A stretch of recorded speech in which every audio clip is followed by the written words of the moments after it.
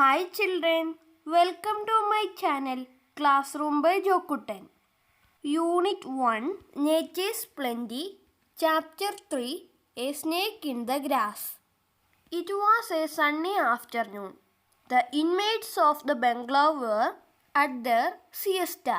A cyclist rang his bell at the gate frantically and shouted, "A big cobra has got into your compound. It crossed my wheels." He pointed to its tracks under the gate and resumed his journey. അതൊരു ഉച്ച കഴിഞ്ഞ സമയമായിരുന്നു. ബംഗ്ലാവിലുള്ളവരൊക്കെ ഒരു ഉച്ചമയക്കത്തിലായിരുന്നു.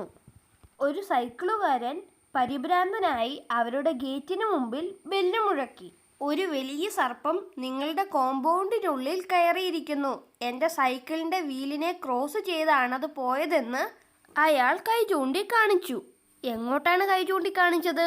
It's track under the gate. ഗേറ്റിനടിയിലൂടെ നിങ്ങളുടെ കോമ്പൗണ്ടിലേക്ക് അത് പ്രവേശിച്ചു എന്ന് പറഞ്ഞ് അയാൾ അയാളുടെ ജേണി കണ്ടിന്യൂ ചെയ്തു.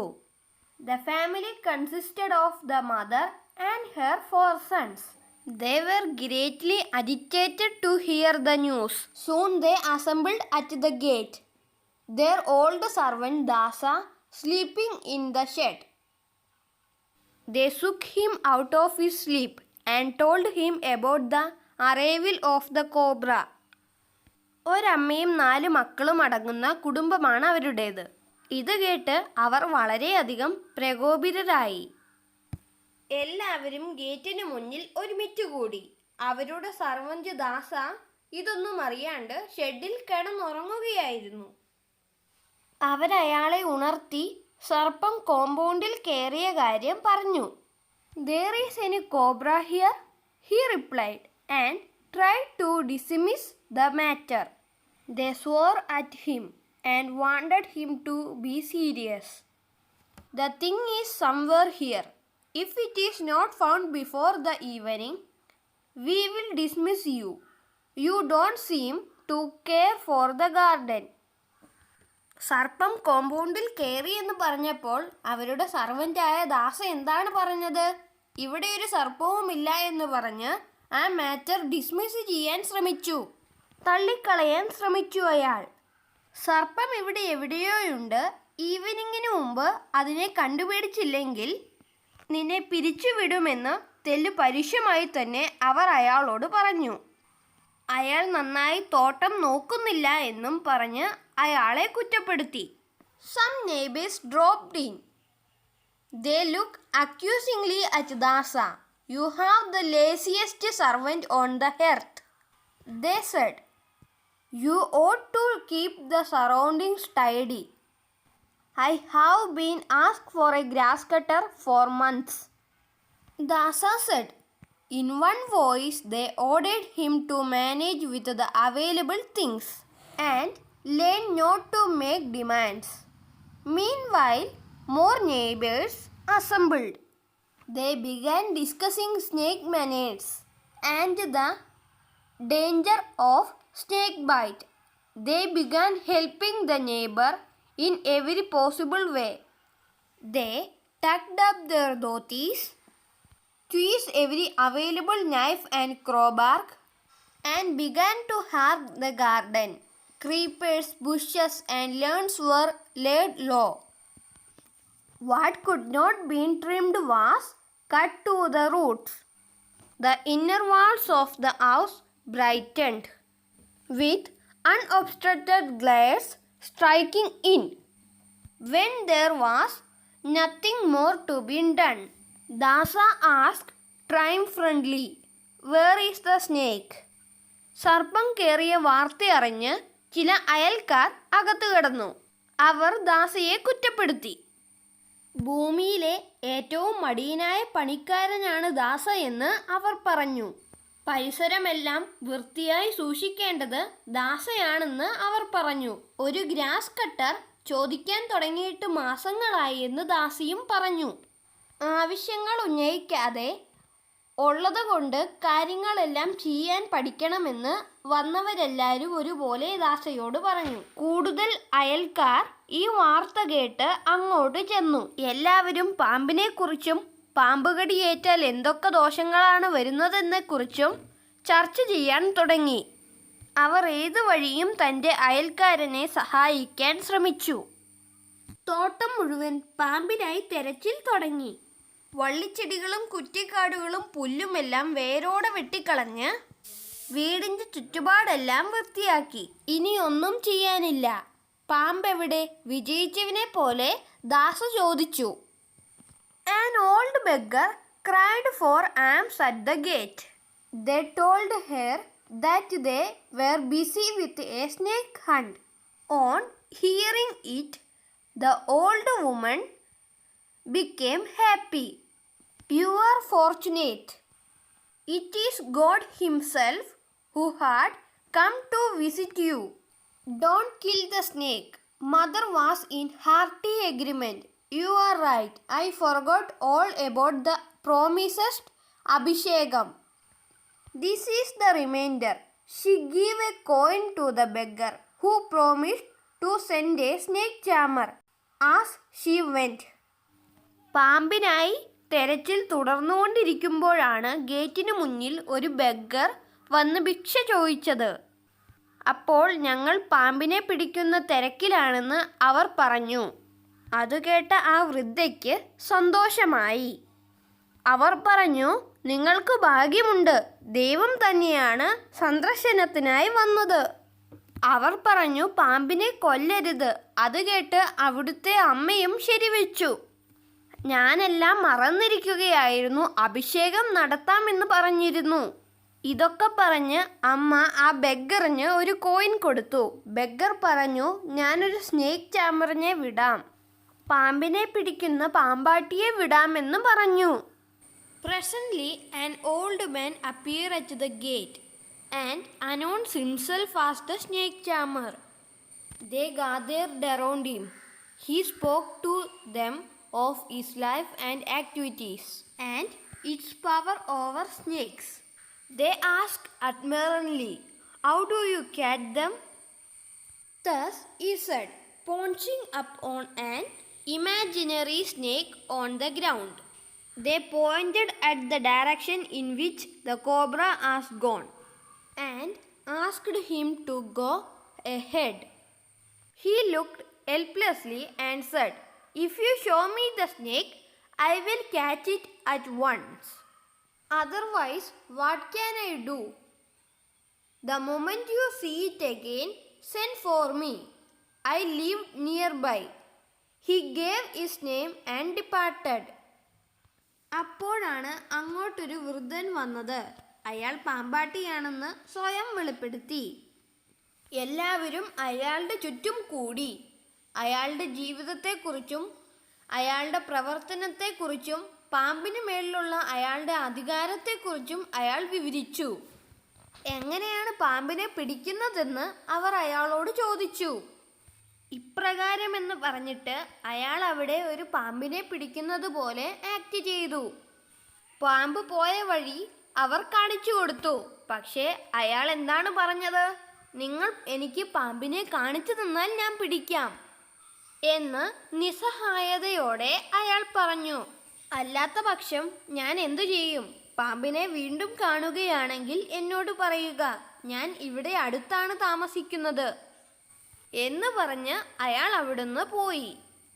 At 5 in the evening, they threw away their sticks and implements and returned to the veranda to rest. They had turned up every stone in the garden and cut down every grass blade and sharp, so that the tiniest insect coming into the garden should have no cover. They were loudly discussing various measures they would take to protect themselves against reptile in the future. When Dasa appeared before them, carrying a water pot whose mouth was sealed with a slab of stone, he put the pot down and said, I have caught him in this. I saw him peeping out of it. He explained at length the strategy he had employed to catch and seal up the snake in the pot. They stood at a safe distance and gazed on the pot. Dasa had the glow of a champion on his face. "Don't call me an idler," hereafter he said. Mother complimented him on his sharpness and wished she had placed some milk in the pot as a sort of religious duty. He picked up the pot cautiously and walked off, saying that he would leave the pot and its contents with the snake charmer living nearby. He became the hero of the day. They watched him in great admiration and decided to reward him adequately. വൈകുന്നേരം ഒരു 5 മണിയോടെ വടിയും മറ്റ് സാധനങ്ങളും കളഞ്ഞ് അവർ വരാന്തയിൽ വിശ്രമിക്കാനായി വന്നിരുന്നു. തോട്ടത്തിലേക്ക് വരുന്ന ചെറു പ്രാണികൾക്ക് പോലും ഒളിഞ്ഞിരിക്കാൻ കഴിയാത്ത വിധം ഓരോ കല്ലും മാറ്റി കാട് വെട്ടി വെടുപ്പാക്കിയിരുന്നു. ഇഴജന്തുക്കളിൽ നിന്ന് സംരക്ഷണം നേടുന്നതിനെക്കുറിച്ച് അവർ സംസാരിച്ചു കൊണ്ടിരുന്നു. അപ്പോഴാണ് ദാസ് അവരുടെ മുന്നിലേക്ക് വന്നത്.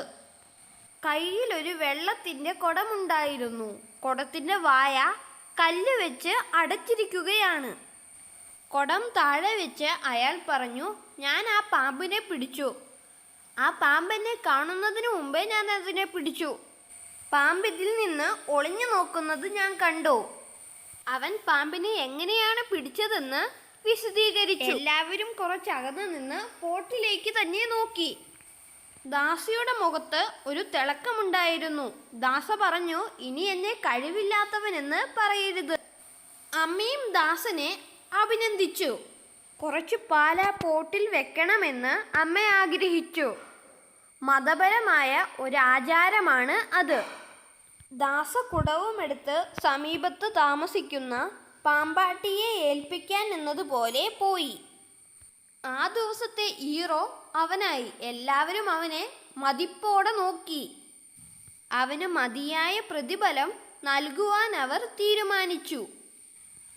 It was 5 minutes since Dasa had gone when the younger sons cried, "See there!" Out of a hole in the compound wall, a cobra emerged. It glided along towards the gate, paused for a moment to look at the gathering in the veranda with its hood half raised. It crawled under the gate and disappeared along a drain. When they recovered from the shock, they asked, "Does it mean there are 2 snakes here?" The college boy murmured, "I wish I had taken the risk," and knocked the water pot from Dasa's hand. "We might have known what it's contained." ദാസ പോയി ഒരു 5 minute കഴിഞ്ഞപ്പോഴത്തേക്കും ആ വീട്ടിലെ ഇളയ മകൻ നിലവിളിച്ചുകൊണ്ട് പറഞ്ഞു, "അങ്ങോട്ട് നോക്കൂ." കോമ്പൗണ്ട് വാളിൻ്റെ ഒരു പൊത്തിൽ നിന്ന് സർപ്പം പുറത്തേക്ക് വന്നു. അത് എഴഞ്ഞെഴഞ്ഞ് ഗേറ്റിലേക്ക് പോകുന്നു. ഒരു നിമിഷം അത് അതിൻ്റെ പത്തി വിടർത്തി വരാന്തയിലിരുന്നവരെ നോക്കി ഗേറ്റിനടിയിലൂടെ എഴഞ്ഞ് ഓടയിലൂടെ അപ്രത്യക്ഷനായി. പാമ്പിനെ കണ്ട് ഷോക്കിൽ നിന്ന് മാറി അവർ ചോദിച്ചു, "അപ്പോഴിവിടെ 2 പാമ്പുണ്ടായിരുന്നോ?" ആ കോളേജ് പോയി പിറുപിറുത്തു. ആ ദാസന്റെ കയ്യിലുള്ള കുടമൊന്ന് തട്ടി നോക്കിയിരുന്നെങ്കിൽ, അതിലെന്തായിരുന്നു എന്ന് അറിഞ്ഞിരുന്നെങ്കിൽ എന്ന് അവൻ പറഞ്ഞു. ദാസ എല്ലാവരെയും പറ്റിക്കുകയായിരുന്നു. അവരാരും അതിൽ പാമ്പുണ്ട് എന്ന് കരുതി അത് തട്ടി നോക്കുകയോ ഒന്ന് പരിശോധിക്കുകയോ ചെയ്തില്ല. ദാസ പറഞ്ഞത് വിശ്വസിച്ച് അവരവിടെ ഇരുന്നു. The story is written by R.K. Narayan. He is a well-known Indian writer in English. He wrote several novels and short stories that won him many awards. That deals with the peculiarities of human relationship and the realities of Indian life.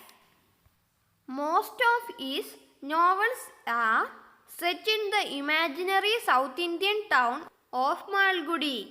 R.K. Narayan Indian English റൈറ്ററാണ്. അദ്ദേഹം നിരവധി നോവൽസും ചെറുകഥകളും എഴുതിയിട്ടുണ്ട്.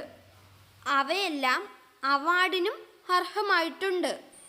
അദ്ദേഹത്തിൻ്റെ മിക്ക നോവലുകളിലും സാങ്കല്പിക south Indian ടൗണായ Malgudi ഉണ്ട്. ഇനി നമുക്ക് ഈ പാഠത്തിലെ ക്വസ്റ്റ്യൻ ആൻസറുകൾ നോക്കാം.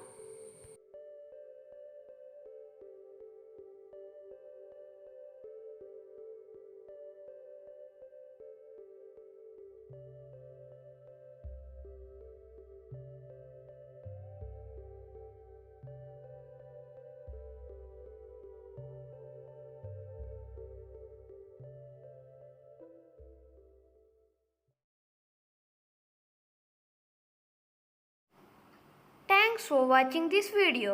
If you like the video, give me a thumbs up. Subscribe the channel and share with your friends. Children, see you tomorrow with another video. Thank you.